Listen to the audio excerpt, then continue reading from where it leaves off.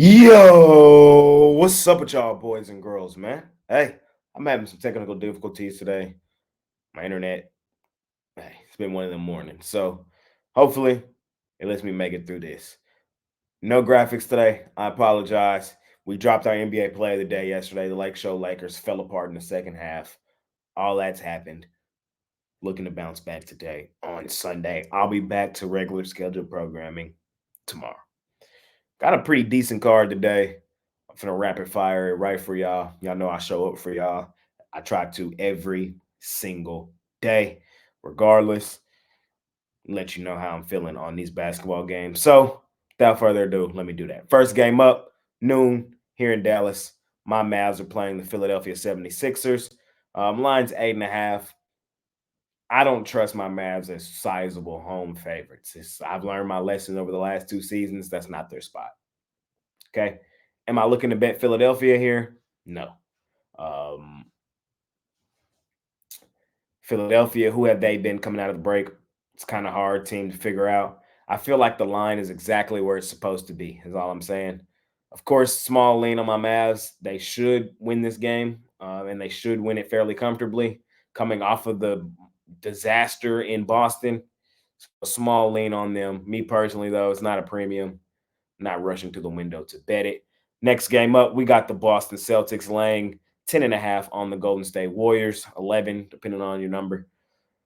I learned my lesson about Boston too. We are now in the second half of the season. Hey, I've said it all season long. The Boston Celtics are the best team in the NBA. I see Curry is questionable with or without Curry. I think the Celtics kick the crap out of him. That's just how I see it. Yeah, I think Celtics are going to be actually motivated. Remember, they lost the championship to the Warriors, not that the one that they made it to. Boston is really good. They're just flat out the best team in the league, man. It's just that simple. And I know before the All Star break, there were stretches where they were kind of just going through the motions, and there are probably going to be certain stretches in this back half of the season. But in the big games, they're going to show up and flex their muscles like they did on my Mavs in their last one. And I think they do the same here to the Golden State Warriors at home at the crib. Give me the Boston Celtics laying the points. Next game up, we got the Los Angeles Clippers out on the road facing the Minnesota Timberwolves, aka the house of disappointment, man. It's Minnesota laying 1.5. Clippers coming out of the All-Star break, man, they haven't looked good at all. Like, I haven't been impressed by them in no fashion. Um, got took behind the woodshed by the Oklahoma City Thunder buddies. They did beat Memphis on the road, failed to cover though. Got smacked up by Sacramento, lost to to the Lake Show Lakers, had a sizable lead in that game, got walked down. LeBron James had the historic fourth quarter in that one. Vintage fourth quarter in that one. And then they did blow out Washington at home at the crib, 140-115. These two teams have played twice already this season. Minnesota has won both, 109-105 in Minnesota and 121-100 in Los Angeles. I think Minnesota's a bad matchup for the Clippers. Minnesota, they did lose their last home game to Sacramento in overtime. Good game. They lost it. But other than that, man, they've been comfortable at home. This is what, their sixth straight home game. So comfortable at home. They're going to be locked in for this one. They lost their last two big home games, Milwaukee and Sacramento. They're going to get up and play for this one. Anthony Edwards, I do believe, will play. So give me the Minnesota Timberwolves laying the points here in this one. Next one up, we got the Magic laying 11.5 on the Pistons. It's Magic or nothing for me here. Magic have been one of our favorite money-making teams all season. They're either one or two currently, depending on what number you had in a couple games. They're balling right now, playing some really great basketball. We've seen them just beat up on Utah at home, beat up on the Brooklyn Nets. They only have one hiccup, and that was the loss to Atlanta since coming out of the break. They've kicked the crap out of the Pistons in two of the three meetings this season. First one, 123-91. Second one, 111-99. The last one, Pistons did keep competitive. It was in Detroit, 112-109. I expect this one to probably look like the first one that was in Orlando, 123-91. Pistons can cover some point spreads, but I don't see it here. I think Orlando is starting to gear up for the postseason. It's a team that doesn't make it often. So They're going to use every chance and opportunity in games that they're supposed to win to get it done. And I think they are head and shoulders the better team here. I think they kicked the crap out of the Pistons. I'll lay the points. Next game up, we got the Raptors and the Hornets. Probably my least favorite game of the day. I'm for sure not betting this thing. Raptors lead the season series 2-1. They won the last meeting back in February, 123-117. They won the meeting before that, 114-99. Charlotte won the first one in Charlotte. I'm not looking at like 7.5 with Toronto. I'm not looking to do that. So I guess a small lean on Charlotte. Again, I'm not betting that thing. It's a pass really for me. Next game up, we got the Cavs and the Knicks. Knicks and the Cavs are two teams who I really don't know who they are right now. Knicks, they're coming off a pretty significant homestand since coming out of the break. They've had 4 of their last 5 at home. Really weren't that impressive there. Boston beat them up. New Orleans beat them up. Golden State beat them up. And their only win was a really questionable win over the Detroit Pistons. So who are the New York Knicks currently? The Cavs, they haven't covered a nosebleed since coming out of the break. I mean, they did beat the Pistons. Depending on your number in that game, they might have covered 110, 100. I do think they covered. They did cover that game. But before that, it was really discouraging. And are we really valuing a win over Detroit as, something positive? Karis LeVert, Donovan Mitchell, both game time decisions here.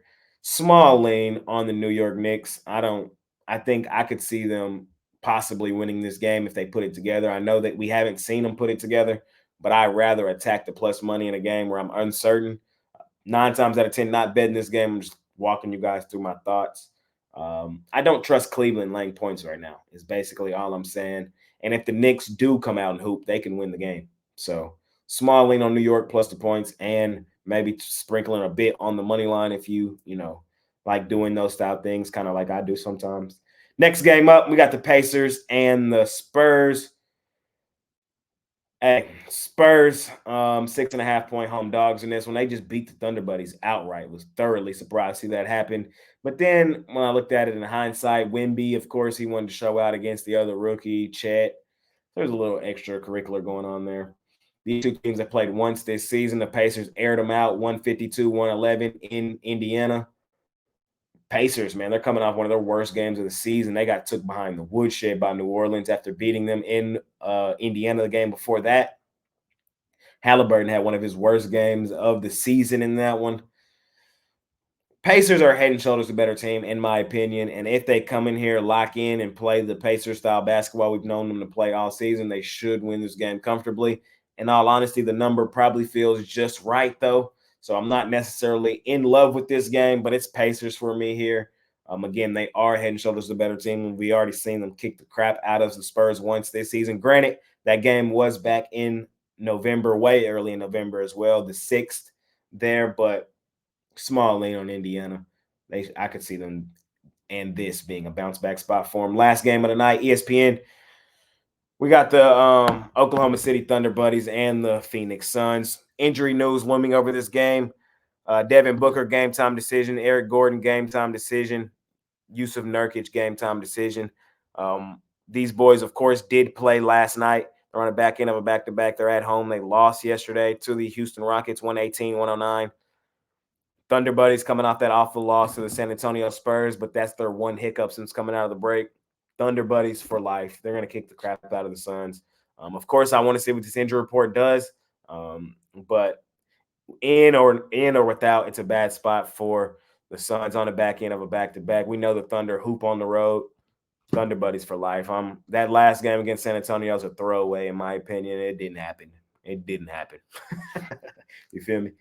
Give me Oklahoma City in our last and final game of the night, man. I tried to make it quick. Hopefully it wasn't too choppy. If my internet made it. I'll be back tomorrow, regular scheduled programming. I do have my favorite plays over at Pickdawgz Premium, the plays that I personally have the most money on, so you guys can hop on those today. Bounce back Sunday, man. I was 2-2 overall yesterday. Lost my lone NBA play. I had the Lake Show Lakers, and I was 2-1 in college hoops. We hit our play of the day, so that's what it was yesterday. Got plays in the NBA though. today, though. Scoop them up. Spin your guy, Jay Briggs. I appreciate y'all, man. I really, really do. Again, regular schedule programming tomorrow. I'm out of here. Peace.